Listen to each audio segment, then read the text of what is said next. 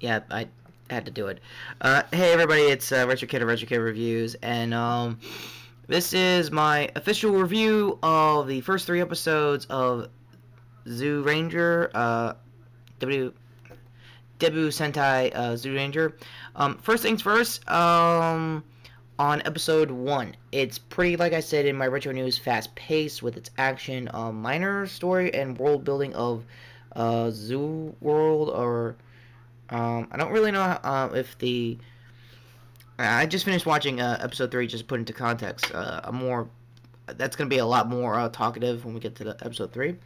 Anyway, as for the first episode, it's a really good first episode. Action heavy, but it still establishes the team really well. Establishes that Eagle Red over here is the only human of the bunch. Let's just establish the cast.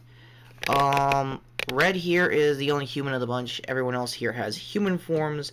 The rest are called zoo humans.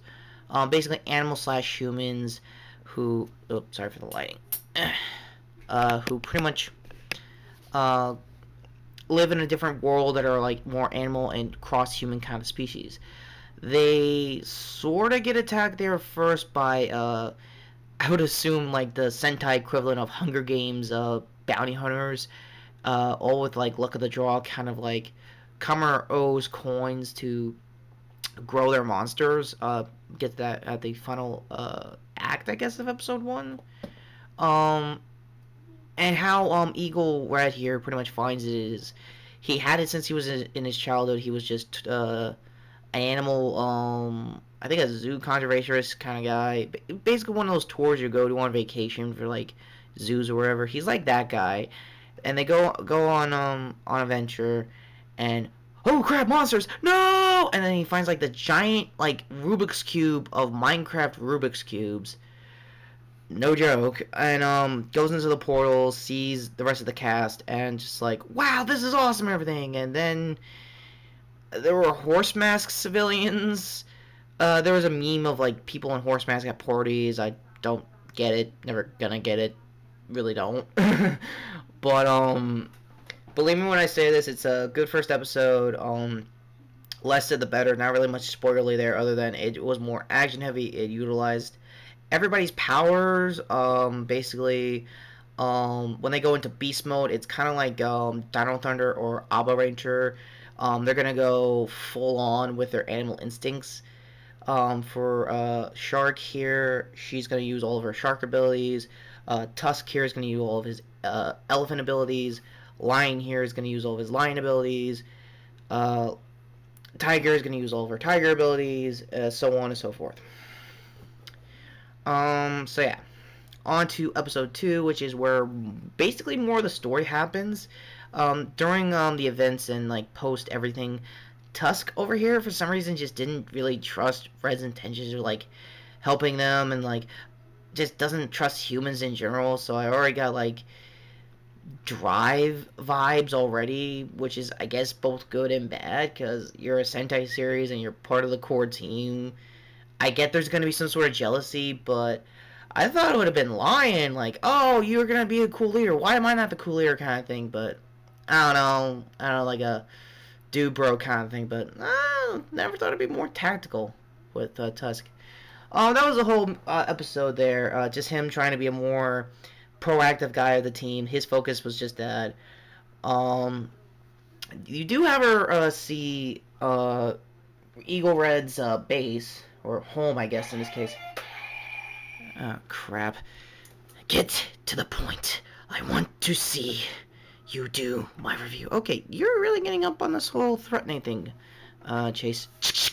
Let the kid decide. This is the best day of my life. Shut up, Retro. Shut up. Who are you? My name doesn't concern you. I'm Captain Goddamn Marvelous. Let the kid talk about the freaking animals. They're a Sentai. You writer piece of crap. I remember these things called Tyson. Really now. Hook up. See you in a bit. How about I see you now? That was awesome.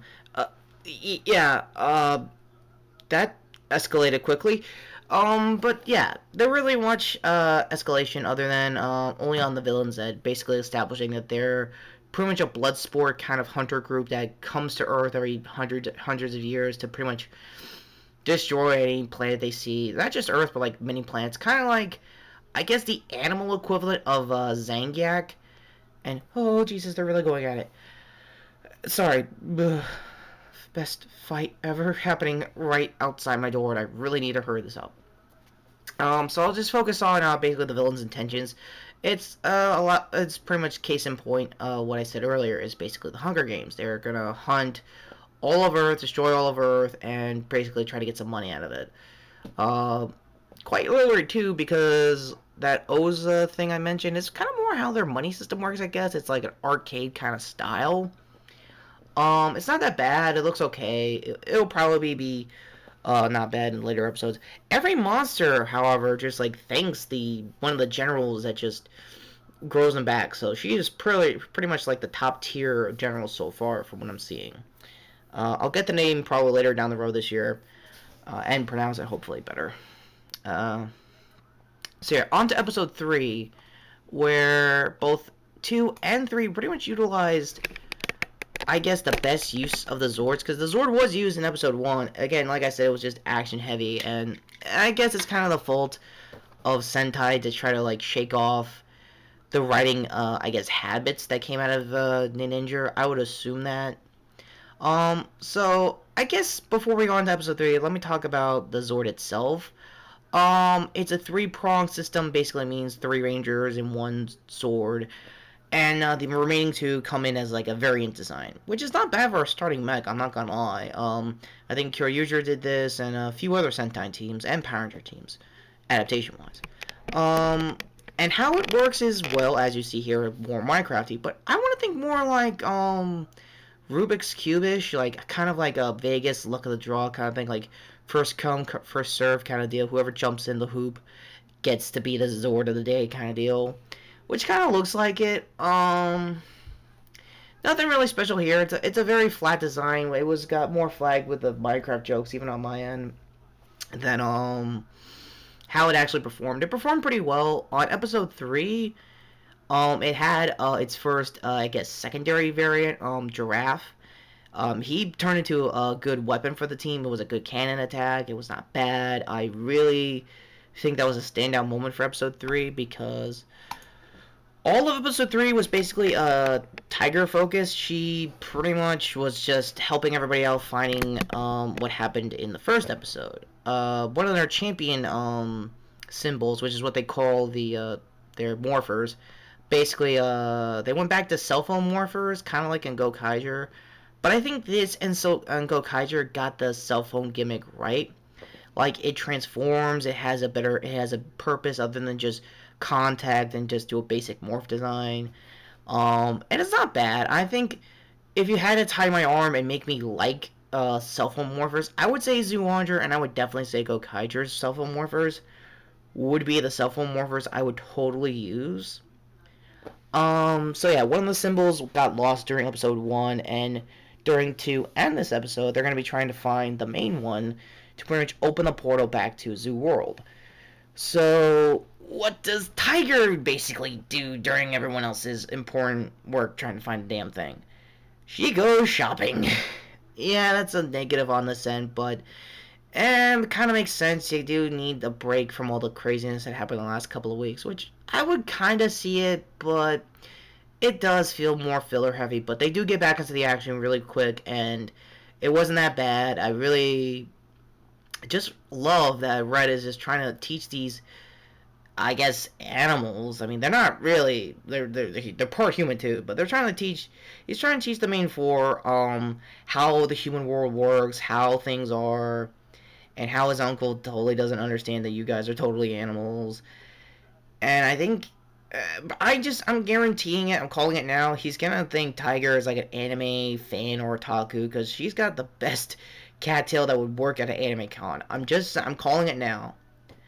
And I guess speaking of tails, when they're in their human form, their tails like I know I'm bending down here, but They go up, and they pretty much is like their new alert system of how trouble is happening or when a monster shows up. Because I think in Ninja was like their frog guns went off, and oh crap, Yokai's here, we gotta go kick its ass. Here for Zyuohger, it's tails up, we gotta go. I haven't really mentioned much about Red Eagle's uncle, mainly because he's kind of the most comedy you're gonna get so far with these 3 episodes, and it's hands down hilarious so far. And I'm pretty sure there's gonna be more in the horizon for this series, so be on the lookout for that kind of humor. He's just not gonna get that they're not from this world and they don't understand modern conveniences. That's the basic jokes there. So. With all that said, my final, I guess if I really still want to do scores for this, I'm going to give it like a rent for now.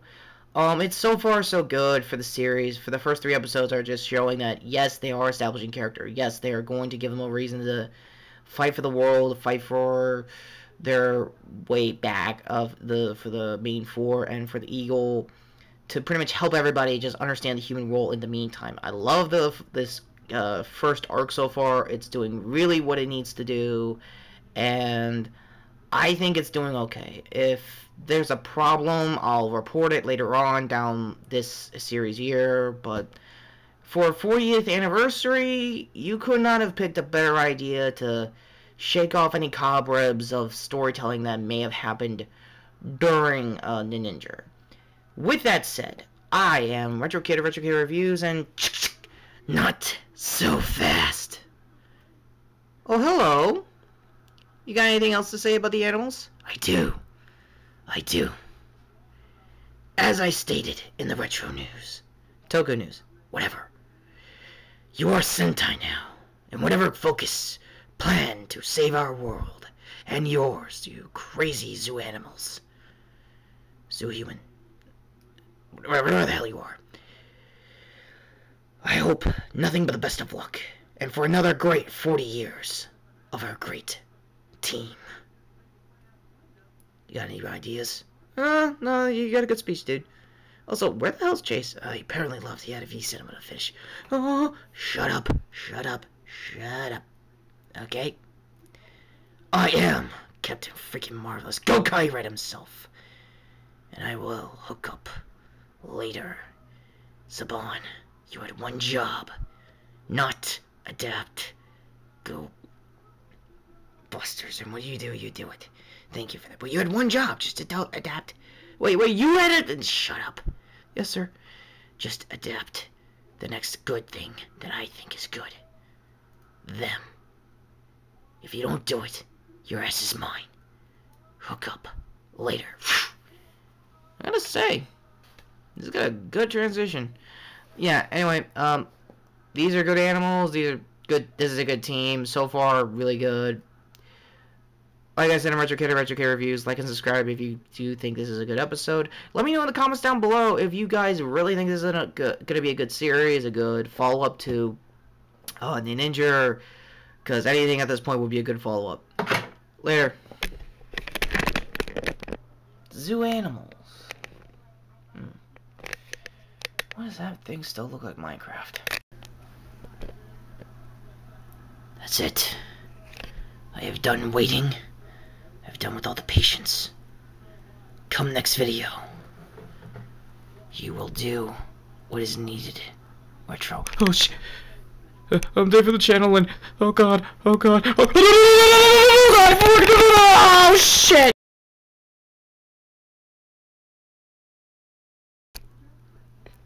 The future is coming.